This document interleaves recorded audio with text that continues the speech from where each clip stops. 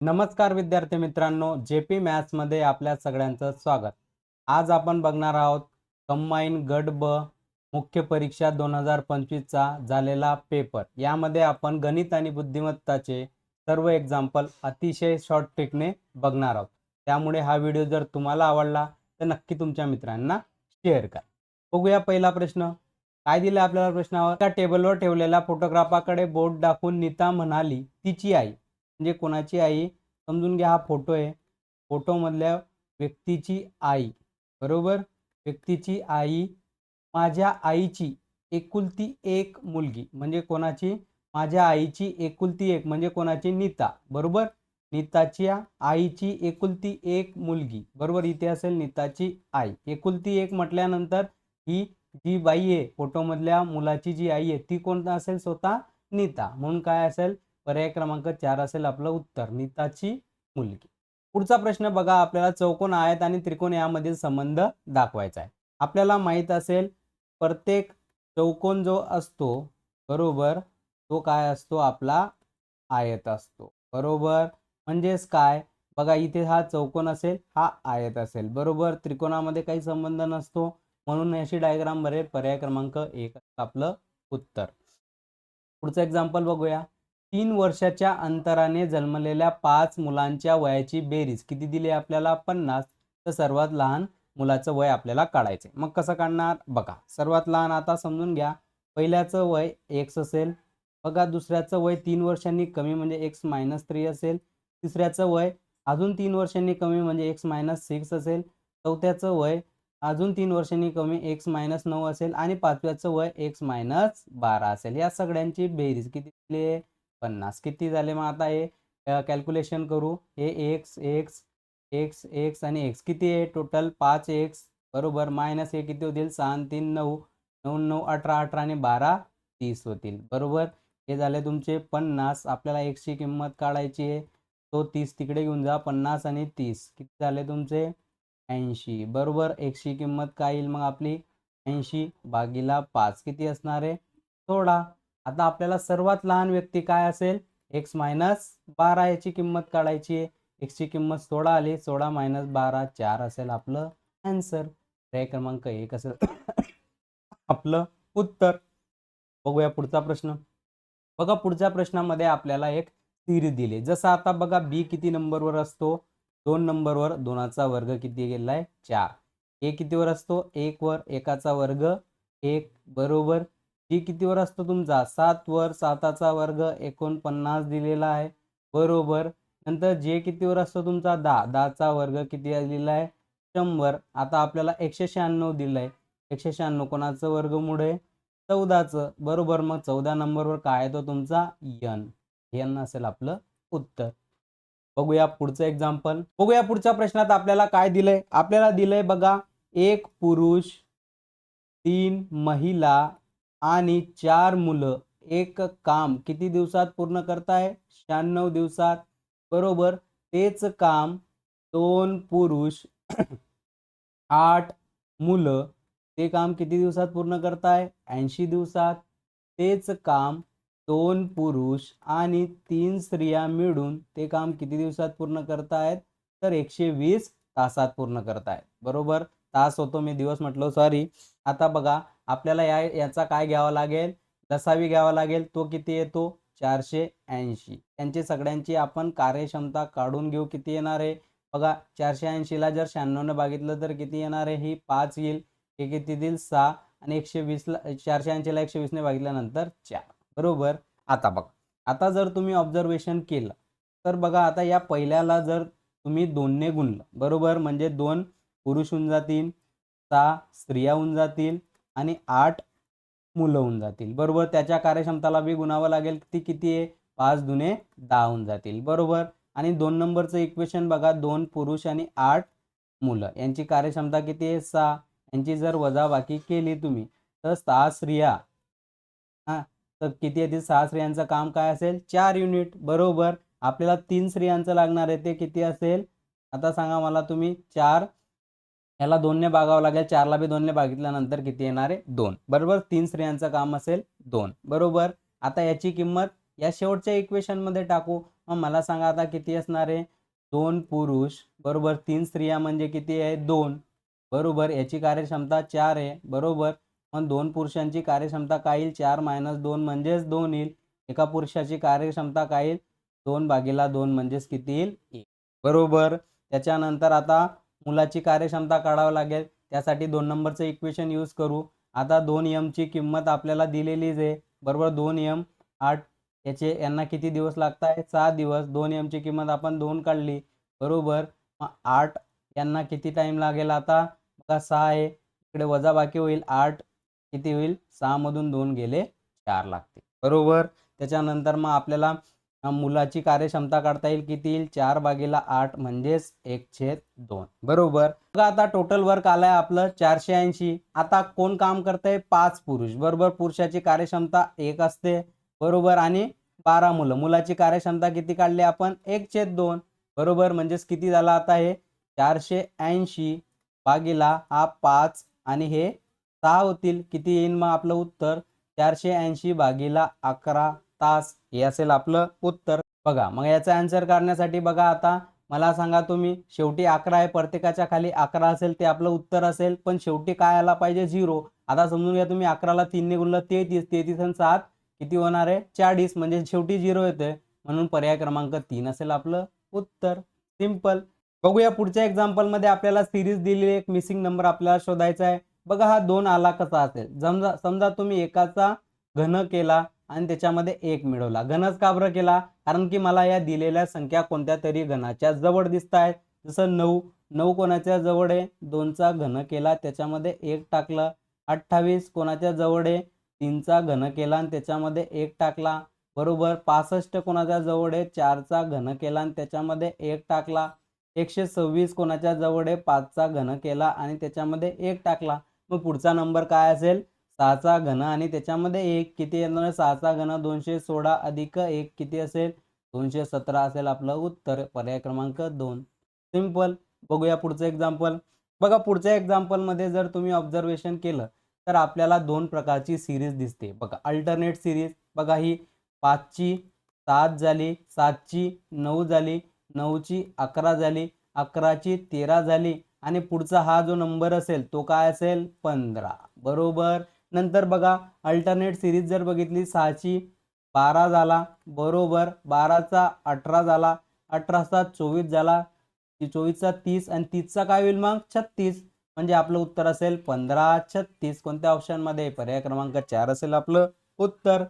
बघूया पुढचं एक्झाम्पल। बघा सोराकडे बोट दाखवत अमित म्हणाला, कोणाकडे बोट दाखवत, समजून घ्या इथे असेल तुमची सोरा, तिच्याकडे बोट दाखवत अमित म्हणाला, हिचे वडील, कोणाचे वडील, सोराचे वडील, सोराचे वडील बरोबर।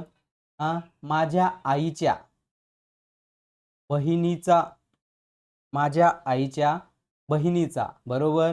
म्हणजे समजून घ्या इथे असेल अमित बरोबर, अमितची आई असेल बरोबर, अमितची आई आणि तिची बहीण बरोबर, तिची बहीण असेल, त्यांचा मुलगा कोण आहे, सोराचा वडील आहे बरोबर। अमितचे सोराशी नाते कोण, मग अमित सोराचा कोण लागेल, तुमचा काका लागेल किंवा मावसा लागेल, पण आपल्याला काका म्हणजे मावसा एकच असतो म्हणून काका असेल आपलं उत्तर।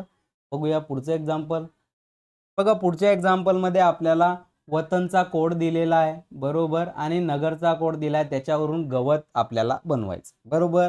मग आता बघा गवत मध्ये ग आहे बरोबर।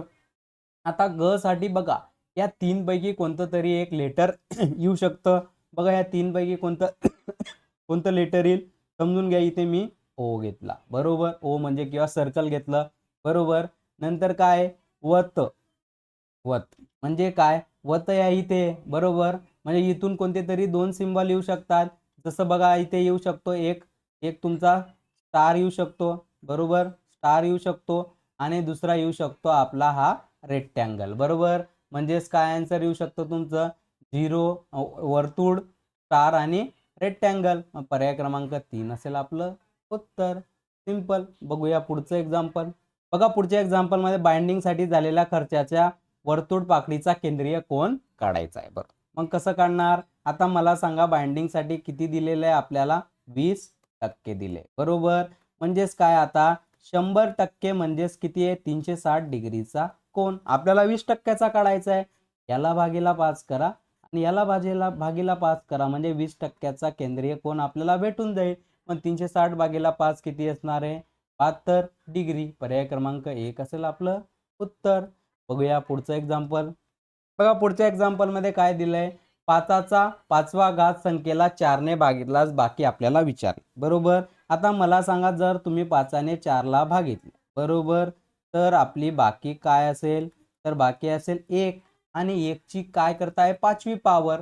तर काय येणार 1 ची 5वी पॉवर 1 आणि त्याला जरी 4 ने भागितलं तरी बाकी काय येणार आहे बाकी काय असणार आहे 1च असणार आहे. म्हणून पर्याय क्रमांक 2 असेल आपलं उत्तर. बघूया पुढचं एक्झाम्पल. बघा पुढचा प्रश्न पैसे नाण्यांवर विचारलेला आहे बरोबर. तर आपल्याला 2 रुपया आणि 5 रुपयाची नाणी दिलेली आहे. त्याचं प्रमाण 3:2 दिलेलं आहे बरोबर. आणि एकूण रक्कम आपल्याला 320 सांगतोय आणि 2 रुपयाच्या नाण्याची किंमत आपल्याला काढायची. मग कसं काढणार समजून घ्या. 2 रुपयाची नाणे बरोबर 3x आहेत बरोबर अधिक 5 रुपयाची नाणे 2x आहे आणि दोघं मिळून त्यांची बेरीज आपल्याला 320 दिली म्हणजे किती येणार आहे 6x आणि 10x बरोबर 320 आहे बरोबर. म्हणजे 16x इक्वल टू 320 असतील. x ची किंमत काय असेल 320 भागीला 16 16 2 32 20 बरोबर. आता आपल्याला कोणाचं प्रमाण काढायचं आहे 2 नंबरच्या नाण्याचं. याला गुणिला फक्त 3 करा किती असेल 60 असेल 2 रुपयाची नाणी. सिंपल. बघूया पुढचं एक्झाम्पल. बघा पुढच्या एक्झाम्पल मध्ये आपल्याला पृथ्वीवरून नामशेष होणाऱ्या मार्गावर असलेल्या काही प्राण्यांच्या प्रजाती सध्या अस्तित्वात असलेल्या अंदाजित किमान कमाल अशी आकडेवारी रायटर्स या वृत्ताने प्रकाशित केली आहे. तिचा स्तंभालेख आपल्याला दिला आहे बरोबर. तर प्रत्येक प्रजातीच्या किमान आणि कमाल संख्या अंदाजित करून असल्यामुळे त्या प्रजातीची सरासरी घेत असतात कोणत्या प्रजातीची संख्या सर्वात कमी पडेल असं आपल्याला विचारलंय. म्हणजेच काय काढायचं आहे आपल्याला याचा काय काढायचे सरासरी काढायची ॲव्हरेज काढायची बरोबर. पहिले बघा याचे ॲव्हरेज काढू. बघा याचं काय आहे याचं 20 आहे आणि याचं किती आहे बघा याचं येणार आहे तुमचं 30. म्हणजे पहिल्याचा ॲव्हरेज येईल लाल लांडगाचा ॲव्हरेज येईल 20 अधिक 30 किती झाले तुमचे 50 भागीला 2 करा 50 भागीला 2 किती येणार आहे 25. लाल लांडगाचा आन्सर आला 25 बरोबर. नंतर बघा हे काय तुमचं हे 20 आहे आणि हे काय तुमचं 25 आहे. दुसऱ्याचं काढू 20 अधिक 25 आणि भागीला 2 किती येणार आहे 45 भागीला 2 म्हणजे 22.5. हे कोणाचा ॲव्हरेज असेल तीव्र भगव्या पोपटाचा ॲव्हरेज असेल. नंतर तिसरं बघा ते आहे 50 आणि बघा हे आलं तुमचं 50 आणि हे तुमचं 10.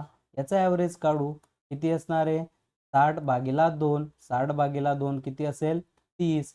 सर्वात कमी काय आहे 2 नंबरचा तो काय प्युरो भगवा पोपट. त्या ऑप्शन मध्ये पर्याय क्रमांक 2 असेल आपलं उत्तर. सिंपल. बघूया पुढचं एक्झाम्पल. बघा पुढच्या एक्झाम्पल मध्ये आपल्याला एक वर्तुळ आहे ABCD या आयताच्या सर्व शिरोबिंदूंमधून जात असेल तर त्या आयताची लांबी 8 सेंटीमीटर आणि रुंदी 6 सेंटीमीटर असल्यास वर्तुळाची त्रिज्या आपल्याला काढायची आहे बरोबर. समजून घ्या हे एक काय आयत आहे बरोबर ज्याची लांबी आपल्याला दिलेली आहे 8 सेंटीमीटर बरोबर. ती लांबी समजून घ्या आपल्याला 8 सेंटीमीटर आणि रुंदी 6 सेंटीमीटर दिली बरोबर. त्यांच्या चक्रीय बघा याला 5 जाणार एक काय वर्तुळ आहे बरोबर. तर आपल्याला काय काढायची आहे त्याची त्रिज्या काढायची आहे. बघा इथे एक पायथागोरस लागतोय बघा इथे काटकोन त्रिकोण बनतोय बरोबर 8 6 बाजू आहेत बघा. हा असेल तुमचा कर्ण बरोबर. म्हणजे हा काय झाला एक प्रकारचा व्यास झाला आणि व्यासला जर तुम्ही अर्ध केलं तर ती काय येईल त्रिज्या. मग काटकोन त्रिकोणाच्या दोघं बाजूंचा वर्ग जर केला तुम्ही 8चा वर्ग अधिक 6चा वर्ग किती येणार आहे बघा हा येईल 64 आणि हा 36 किती येणार आहे 100 आणि त्याचं जर वर्गमूळ घेतलं तर तो काय येईल तुमचा कर्ण म्हणजेच या बाजूची लांबी येईल म्हणजेच ती किती येते 10. हा असेल तुमचा व्यास बरोबर. आणि त्रिज्या जर तुम्हाला काढायची असेल तर व्यासच्या फक्त अर्धी करा 10 भागीला 2 5 असेल तुमचं उत्तर. सिंपल. बघूया पुढचं एक्झाम्पल. बघा पुढचं एक्झाम्पल वर्गमुळात दिलंय, अतिशय सिंपल एक्झाम्पल दिलंय बरोबर. आता बघा हा कोणाचा वर्गमूळ आहे इथे 15चा वर्गमूळ बरोबर. आणि त्याच्यामध्ये 154 टाकल्यानंतर किती होणार आहे 169 म्हणजेच काय कोणाचं वर्गमूळ 13चं बरोबर. मग या 13 मध्ये 108 टाकल्यानंतर किती येणार आहे 121 म्हणजे एवढ्याचं वर्गमूळ किती 11 बरोबर. 11 मध्ये 15 टाकल्यानंतर किती येणार 36 कोणाचं वर्गमूळ येते 6चं. आणि इकडचा काय तुमचा 10 10 आणि 6 किती असेल 16 आणि 16चं वर्गमूळ किती येणार आहे 4. पर्याय क्रमांक 1 असेल आपलं उत्तर. बघूया पुढचं एक्झाम्पल. बघा पुढचं एक्झाम्पल मध्ये काय अ ने एक वस्तू 400 रुपयास विकत घेतली बरोबर व ब ला 10% नफ्याने बरोबर. 10% म्हणजेच काय होतं 10/100 म्हणजे 1/10 बरोबर. 10 रुपयाला त्याने खरेदी केली असेल आणि 1चा नफा म्हणजे कितीला विकली 11 बरोबर. पण ती वस्तू की क ला 20% तोटा 20% काय झालाय तोटा झालाय बरोबर. 20% म्हणजे 20/100 1/5 5 रुपयाला खरेदी केले 1 रुपयाचा तोटा झाला म्हणजे 4 रुपयाला विकली बरोबर. नंतर क ने ड ला ती वस्तू परत कितीला विकली 25% नफ्याने विकली. 25% म्हणजे 25/100 1/4 4 रुपयाची वस्तू 1 रुपयाचा नफा 5 रुपयाला विकली. यांच्यामध्ये असतो गुणाकार. पूर्वी बघा हा 5 आणि हा 5 कॅन्सल झाला. या लाईन मध्ये 10 गुणिला 4 किती झाले तुमचे 40. या लाईन मध्ये 11 गुणिला 4 किती झाले तुमचे 44 बरोबर. आता या 40 ची किंमत किती दिली आपल्याला 400 ची कोणाची खरेदी विक्री किंमत आहे अ ची बरोबर. म्हणजे 400 ची 40 ची किंमत किती दिली आहे 400. एका रेशोची किंमत काढू 400/40 किती येणार आहे 400/40 10 येणार आहे बरोबर. आता आपल्याला कितीची किंमत काढायची आहे 44 ची. मग 10 गुणिला फक्त 44 करा किती येणार आहे 440 सिंपल. पुढच्या प्रश्नात आपल्याला 1 ते 101 पर्यंतच्या नैसर्गिक समसंख्यांची काय काढायची आपल्याला सरासरी. मग कसं काढणार बघा. पहिलीच नैसर्गिक समसंख्या काय 2 बरोबर. दुसरी 4 असे करत करत शेवटची काय असणार आहे 100 बरोबर. यांची काय करायची आपल्याला बेरीज करायची बरोबर. कुठपर्यंत बेरीज करायची आहे 100 पर्यंत. समजून घ्या. याच्यामधून 2 कॉमन काढल्यानंतर 1 2 आणि शेवटचा नंबर काय असेल तुमचा 50 बरोबर. आता नैसर्गिक संख्यांची बेरीज आपल्याला करता येते की ते 1 ते 50 आहे बरोबर. म्हणजे हा 2 जसा तसा काय फॉर्म्युला आहे नैसर्गिक संख्यांच्या बेरीजचा n अधिक n+1 भागिला 2 म्हणजे इथे काय येईल 50 50 मध्ये मिळवलं 1 51 आणि भागिला 2 हा 2 आणि हा 2 कॅन्सल. 50 गुणिला 51 करा किती येणार आहे आन्सर बघा ते येणार आहे 25 50. पर्याय क्रमांक 2 असेल आपलं उत्तर सिंपल. बघूया पुढचं एक्झाम्पल. बघा पुढच्या एक्झाम्पल मध्ये आपल्याला शास्त्र गणित इंग्रजी या विषयाचं प्रमाण दिलेलं आहे. कोणाकोणाचं दिलं आहे बघा शास्त्राचं दिलेलं आहे. नंतर काय दिलं आपल्याला गणित दिलेलं आहे बरोबर. आणि नंतर काय दिलंय तुम्हाला इंग्रजी बरोबर. मग मला सांगा आता प्रमाण किती दिले याचं 5 10 आणि 4 बरोबर. सगळ्यांना एकूण 380 मार्क मिळाले म्हणजे या सगळ्यांची बेरीज करावं लागेल 5 10 आणि 4 किती येणार आहे यांची बेरीज ती 19. या 19 ची किंमत आपल्याला 380 दिली. एका रेशोची किंमत काढू 380/19 किती येणार आहे तर ते येतील 20. आता आपल्याला काय काढायचं आहे गणिताची रेशो किती आहे प्रमाण किती आहे 10. याला गुणिला 10 करा किती असणार आहे 200 असेल आपलं उत्तर. पर्याय क्रमांक 1 असेल आपलं उत्तर. बघा पुढच्या एक्झाम्पल मध्ये आपल्याला एक वृत्तालेख दिलेला आहे. 5 ठिकाणी ABCD काम करणाऱ्या लोकांचं वर्गीकरण दिलेलं आहे. एकूण किती लोक काम करतायत 6500. ए आणि ई च्या ठिकाणी काम करीत असलेल्या व्यक्तींची संख्या सी च्या ठिकाणी काम करीत असलेल्या व्यक्तींच्या संख्येपेक्षा कितीने जास्त आहे. ए आणि ई वर किती लोक काम करतायत ए आणि ई वर बरोबर. ए वर किती काम करतायत 15% बरोबर. नंतर ई वर किती काम करताय 21%. करा यांची बेरीज किती येणार आहे तर ती येईल तुमची 36% बरोबर. आणि सी वर किती काम करतायत सी वर काम करतायत तुमचे 30% बरोबर. या दोघांचा फरक घ्यायचा आपल्याला 36 मधून 30 गेले किती असणार आहे 6%चा फरक असेल. हा 6%चा फरक कोणावर येईल 65च्या 6% बरोबर. हे असेल आपलं उत्तर. टक्के कॅन्सल करायचे पर्सेंटेज कॅन्सल 2 0 कॅन्सल. 65 गुणिला फक्त 6 करायचं, किती येणार आहे 6 पंचे 30, 4 जातील तुमचे 3, 6 36 आणि 3 390 असेल आपलं उत्तर. पर्याय क्रमांक 2 असेल आपलं आन्सर. बघा पुढच्या प्रश्नात काय दिले, एक बोट 36 किलोमीटरचा प्रवास प्रवाहाच्या दिशेने 6 तासात घेते, प्रवाहाच्या विरुद्ध दिशेने 9 तासात घेते. बोटचा स्थिर प्रवाहाची गती आपल्याला विचारली, म्हणजे वेग आपल्याला विचारले. तर मला सांगा आता आपण काय करू, व्ही जो आहे आपला तो असेल आपली बोटचा स्पीड असेल, बोटचा वेग असेल, आणि यू जो असेल तो प्रवाहाचा वेग असेल. बरोबर, हे स्टँडर्ड नोटेशन आहे, सगळ्यांना माहीत असतं. आता बघा तो काय म्हणतोय, प्रवाहाच्या दिशेने म्हणजे स्पीड जोडून जाता यू प्लस यू. बरोबर, म्हणजे याचा काय येईल 36/6. बरोबर, हा त्याचा वेग येईल. बरोबर, 36/6 म्हणजे काय येईल 6 km/h. बरोबर, आणि प्रवाहाच्या विरुद्ध दिशेने अपस्ट्रीम म्हणजे वजाबाकी होते यू मायनस व्ही, किती असेल 36/9. किती असणार आहे 36/9, किती असणार आहे 4 km/h. बरोबर, मग आता आपल्याला काय काढायचं आहे, आता आपल्याला बोटचा स्पीड काढायचा आहे. मग व्ही ची किंमत काढायची आहे. व्ही ची किंमत काढताना काय करा, फक्त 6 आणि 4 ची बेरीज करा आणि भागीला 2 करा. 10/2 काय असेल 5 km/h. तो असेल कशाचा स्पीड असेल, तो बोटचा. पर्याय क्रमांक 1 असेल आपलं उत्तर. बघूया पुढचं एक्झाम्पल. बघा आता पुढच्या एक्झाम्पल मध्ये आपल्याला एका हॉलची लांबी दिलेली आहे. बरोबर, लांबी दिली आहे आपल्याला 15 मीटर. बरोबर, रुंदी दिलेली आहे आपल्याला, दिलेली आहे 12 मीटर.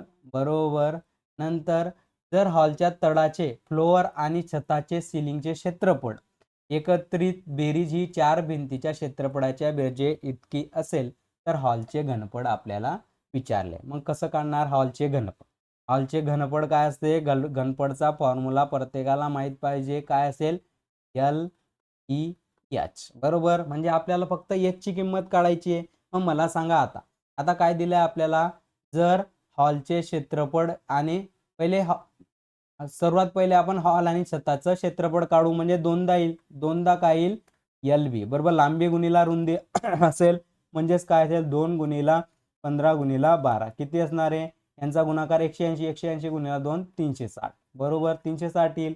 आता बघा आपल्याला काय करायचं आहे, आपल्याला 4 भिंतींचं क्षेत्रफळ काढायचं आहे. बरोबर, 4 भिंतींचं क्षेत्रफळ काय येईल 2 टाइम H. बरोबर, हाईट असेल भिंतीची आणि काय असेल लांबी अधिक रुंदी.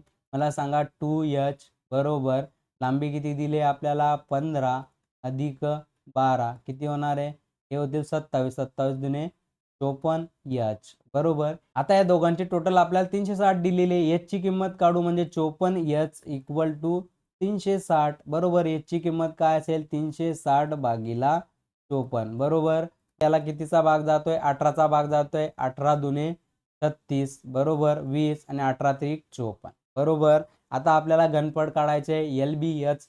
L ची किंमत किती दिली आपल्याला 15, B ची किंमत किती दिली 12 आणि H ची किंमत आता काढली 20/3. बरोबर, कॅल्क्युलेशन करू. 3 1 3, 3 5 15, 12 पंचे 60, 60 गुणिला 20 किती असणार आहे 6 दुने 12 आणि त्याच्यावर 2 0, 1200 घनमीटर हे असेल त्याचं उत्तर. पुढच्या एक्झाम्पल मध्ये एक विशिष्ट काम करण्यासाठी मोहन जो आहे त्याला किती टाइम लागतोय 15 दिवस लागत आहेत. तेच काम करताना रोहन जो आहे त्याला किती लागतात 12 दिवस. बरोबर, आता पुढे काय दिलं आपल्याला, समीरच्या मदतीने 4 दिवस. समीर कोणाची मदत करतोय, मोहन आणि रोहनची.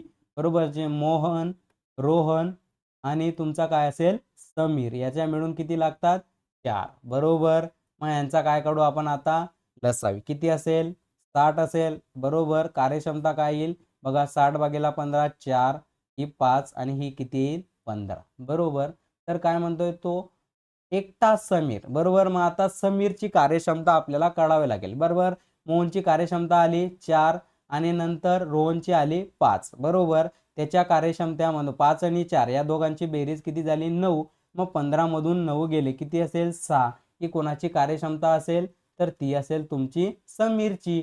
टोटल वर्क किती आपल्याला 60. 60 समीरची कार्यक्षमता 6 करा, किती लागेल एकटं 10 दिवस त्याला ते काम पूर्ण करण्यासाठी लागतील. सिंपल. अशाच पद्धतीने मॅथ शिकण्यासाठी तुम्ही जेपी मॅथला लाईक शेअर सबस्क्राईब जरूर करा. भेटूया पुढच्या व्हिडिओमध्ये एक नवीन कन्सेप्ट नवीन टॉपिक सोबत. जय हिंद.